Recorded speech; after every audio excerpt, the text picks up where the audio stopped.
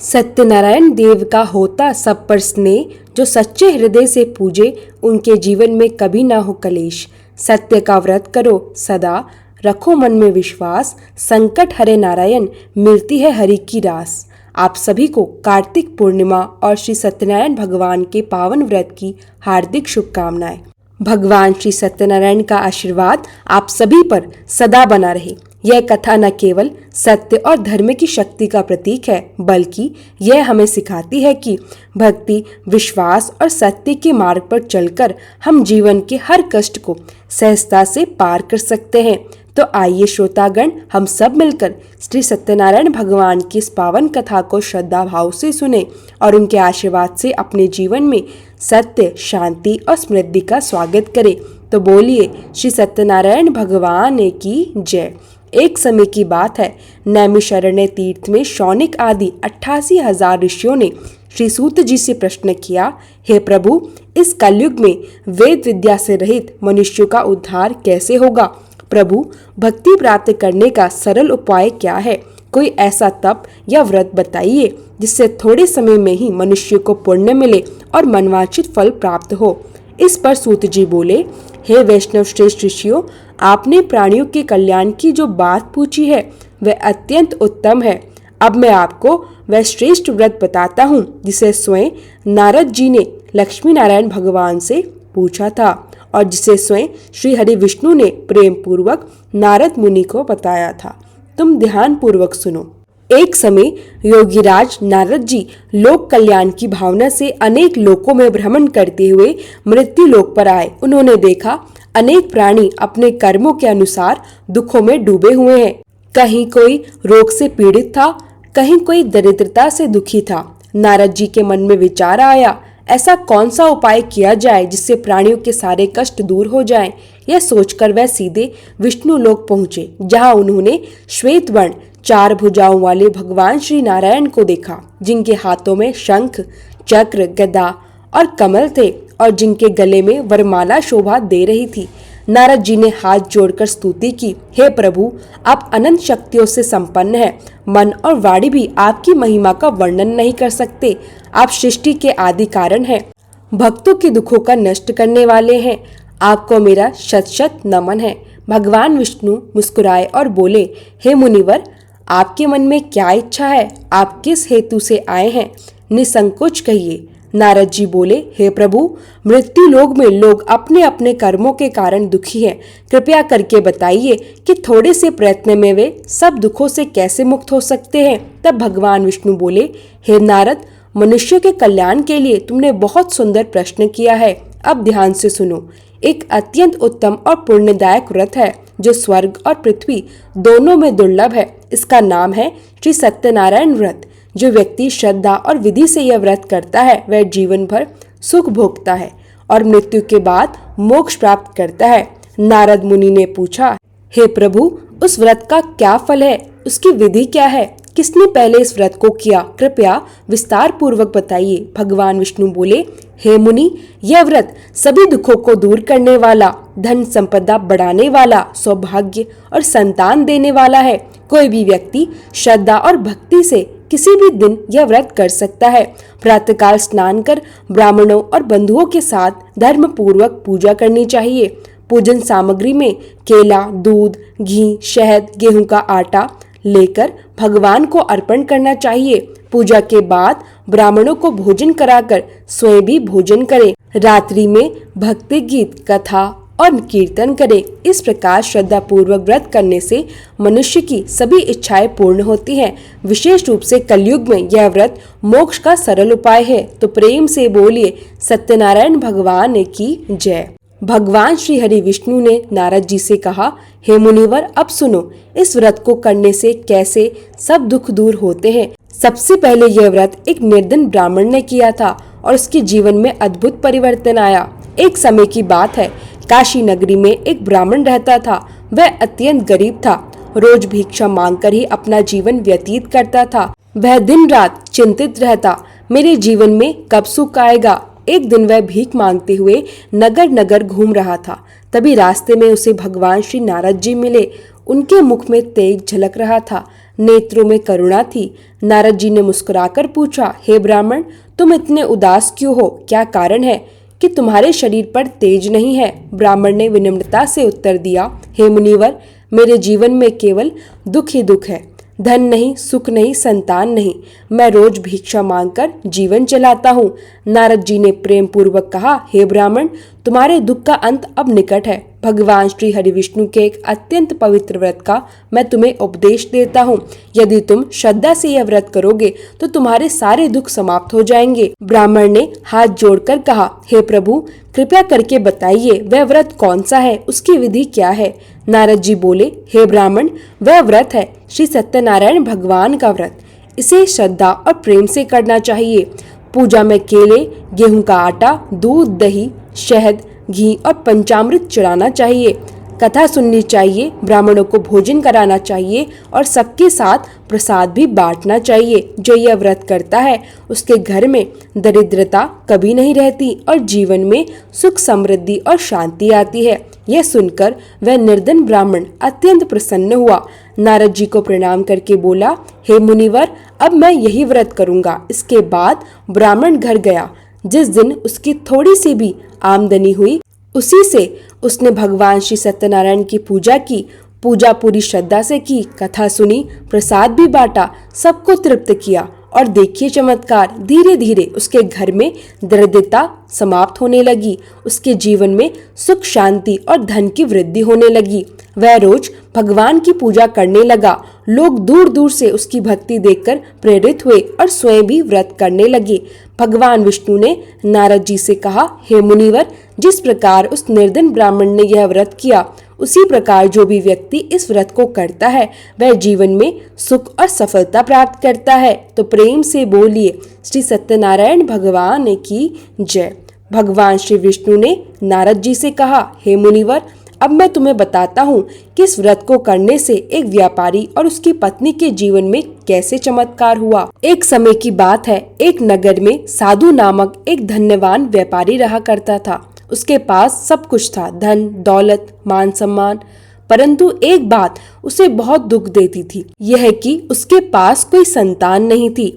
साधु व्यापारी और उसकी पत्नी लीला सदा यह सोचकर दुखी रहते, हमारे घर में भगवान की कृपा से सब कुछ है, पर संतान सुख के बिना जीवन अधूरा है। एक दिन व्यापारी किसी काम से बाहर जा रहा था। रास्ते में भगवान के दूत नारद जी उससे मिले। नारद जी ने उसके मुख पर उदासी देखी और पूछा, हे साधु, तुम इतने चिंतित क्यों हो? तुम्हारे पास धन है, वैभव है, फिर भी मन अशांत क्यों है? साधु ने विनम्रता से कहा, हे मुनिवर, मुझे संतान का सुख नहीं है, यही मेरी पीड़ा है। कृपया करके ऐसा कोई उपाय बताइए जिससे भगवान कृपा करे। नारद जी मुस्कुराकर बोले, हे व्यापारी, यदि तुम श्री सत्यनारायण भगवान का व्रत श्रद्धा से करोगे तो तुम्हारे सब दुख दूर होंगे और तुम्हें संतान की प्राप्ति भी होगी। यह सुनकर साधु ने हाथ जोड़कर कहा, हे मुनिवर, जब मेरी इच्छा पूर्ण होगी तब मैं अवश्य सत्यनारायण व्रत करूंगा। नारद जी ने कहा, हे साधु, मनुष्य को वचन देकर उसे निभाना भी चाहिए। भगवान सत्य वचन और सच्ची भावना से ही प्रसन्न होते हैं। यह कहकर नारद जी वहां से चले गए। साधु अपने नगर लौट आया। कुछ समय बाद भगवान की कृपा से साधु की पत्नी लीला ने एक सुंदर कन्या को जन्म दिया।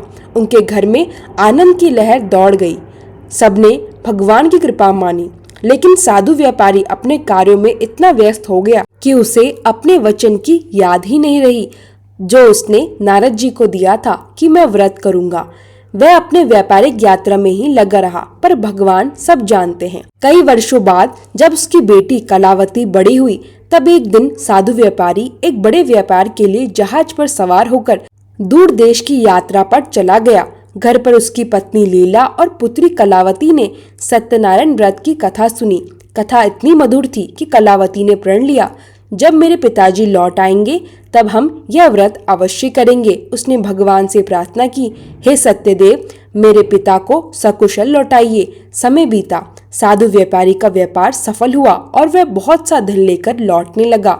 रास्ते में भगवान ने उसकी परीक्षा ली। समुद्र तट पर जब वह अपने जहाज से उतरा, उसे एक साधु ब्राह्मण मिले। वह स्वयं श्री सत्यनारायण भगवान थे। उन्होंने पूछा, हे व्यापारी, बताओ तुम्हारे जहाज में क्या क्या है? साधु व्यापारी ने सोचा कि अगर सच बताऊंगा तो यह कुछ मांग लेगा, इसलिए उसने असत्य कहा। हे बाबा, मेरे जहाज में तो केवल घास फूस रखी है। भगवान मुस्कुराए और बोले, जैसा कहा है वैसा ही हो, तथास्तु।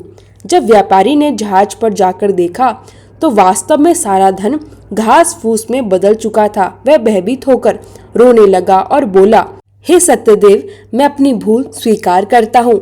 मुझसे असत्य कहा गया, अब मुझे क्षमा करें।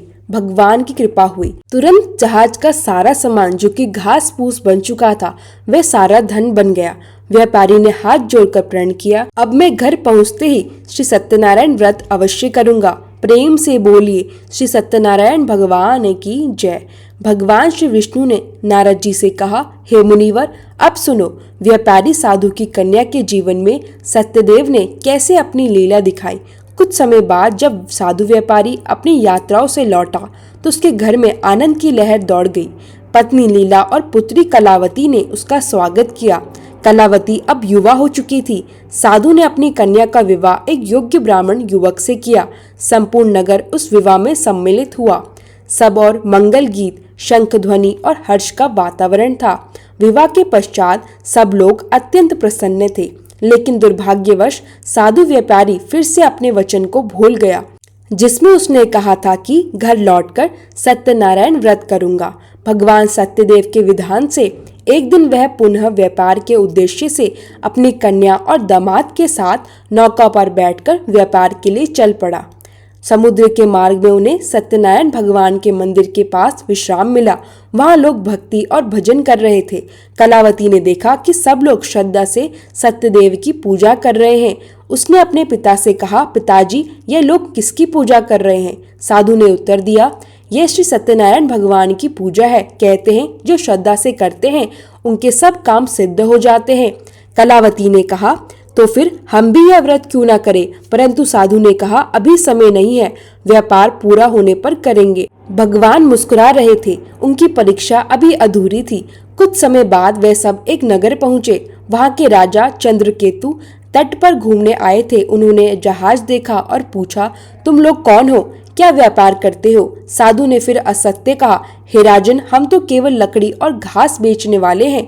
राजा ने कहा, ठीक है, तुम्हारा जहाज तट पर ठहराओ। लेकिन जैसे ही राजा चला गया, भगवान की लीला से जहाज में रखा सारा धन, रत्न, मोती सब घास और लकड़ी में बदल गया। साधु व्यापारी और उसके परिवार को बड़ी पीड़ा हुई। वह रोने लगे, हे सत्यदेव, हमसे भूल हो गई, हमने फिर असत्य कहा, अब कृपा करें, हमें क्षमा करें।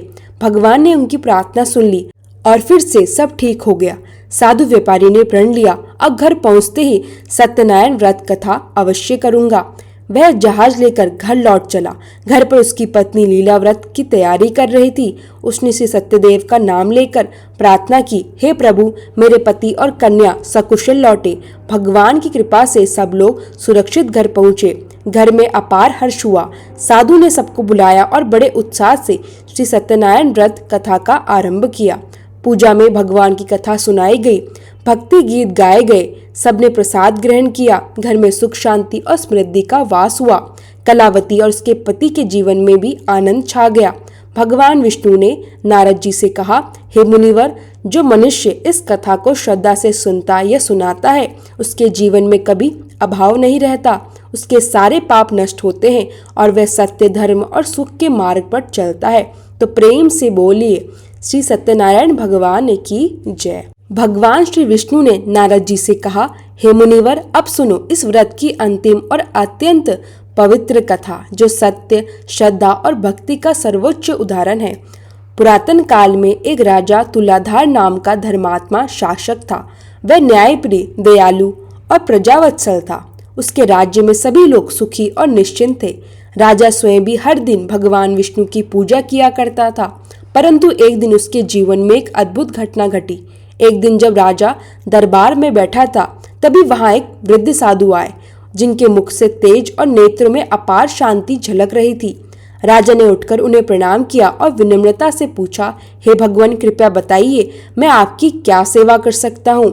साधु बोले, राजन, तुम बड़े धर्म प्रिय हो, लेकिन क्या तुमने कभी श्री सत्यनारायण भगवान का व्रत किया है? राजा ने कहा, भगवान, मैंने तो अनेक यज्ञ और दान किए हैं, पर यह व्रत मैंने कभी नहीं किया। साधु ने प्रेम पूर्वक कहा, राजन, यदि तुम यह व्रत श्रद्धा से करोगे तो तुम्हारे राज्य में और भी अधिक सुख, समृद्धि और शांति का वास होगा। यह व्रत स्वयं सत्यदेव को प्रिय है।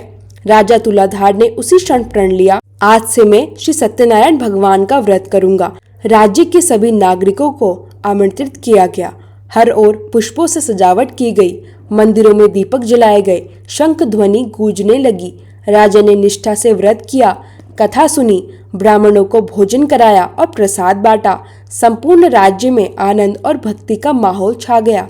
रात्रि में जब व्रत समाप्त हुआ, राजा तुलाधार ने ध्यान लगाया, तभी भगवान श्री सत्यनारायण साक्षात प्रकट हो गए। उनका रूप दिव्य था, नील मेघ के समान शरीर, पीतांबर वस्त्र, 4 भुजाएं, हाथों में शंख, चक्र, गदा और पद्म। राजा विस्मित होकर भूमि पर गिर पड़ा और बोला, हे प्रभु, आपकी यह कृपा मुझ पर कैसे हुई? भगवान बोले, हे राजन, तुम्हारी भक्ति सच्ची थी, इसलिए मैं स्वयं दर्शन देने आया हूँ। जो मनुष्य सत्य, धर्म और प्रेम से यह व्रत करता है, उसके सब पाप नष्ट हो जाते हैं और उसे मोक्ष प्राप्त होता है। भगवान ने वरदान दिया, जो भी इस कथा को श्रद्धा से सुनेगा, उसके घर में धन, सुख और शांति सदा बनी रहेगी। उसके वंशज दीर्घायु और सुखी होंगे। भगवान ने आगे कहा, हे नारद, जो व्यक्ति असत्य बोलता है या अपने वचन से मुकर जाता है, वह कष्टों का भागी बनता है, किंतु जो सत्य बोलता है, दान करता है और इस व्रत को करता है, वह जीवन में हर प्रकार के सुख को प्राप्त करता है। इतना कहकर भगवान अंतर्ध्यान हो गए। राजा तुलाधार ने साष्टांग दंडवत प्रणाम किया और जीवन भर इस व्रत का पालन करता रहा। उसके राज्य में कभी दुर्भिक्ष, रोग या भय नहीं हुआ। हर घर में भक्ति, समृद्धि और सत्य का वास हुआ। भगवान श्री विष्णु ने अंत में नारद जी से कहा, हे मुनिवर, यह श्री सत्यनारायण व्रत कथा अत्यंत पवित्र, शुभ और मंगलकारी है। जो इसे सुनता है या करवाता है, उसके जीवन से दरिद्रता दूर होती है और घर में सदा लक्ष्मी का वास होता है। जो मनुष्य इस कथा का नियमित श्रवण करता है, वह जीवन में सफलता, शांति और मोक्ष प्राप्त करता है। तब नारद जी ने भगवान को प्रणाम करके कहा, हे प्रभु, आपके इस व्रत की महिमा असीम है। मैं इस कथा को लोक कल्याण के लिए पृथ्वीलोक में प्रचारित करूंगा। भगवान मुस्कुराए और बोले, जाओ मुनिवर, इस कथा का प्रचार करो, जिससे समस्त मानव जाति के दुख दूर हो। नारद जी आनंद पूर्वक स्वर्ग लोक को चले गए। तो प्रेम से बोलिए, श्री सत्यनारायण भगवान की जय।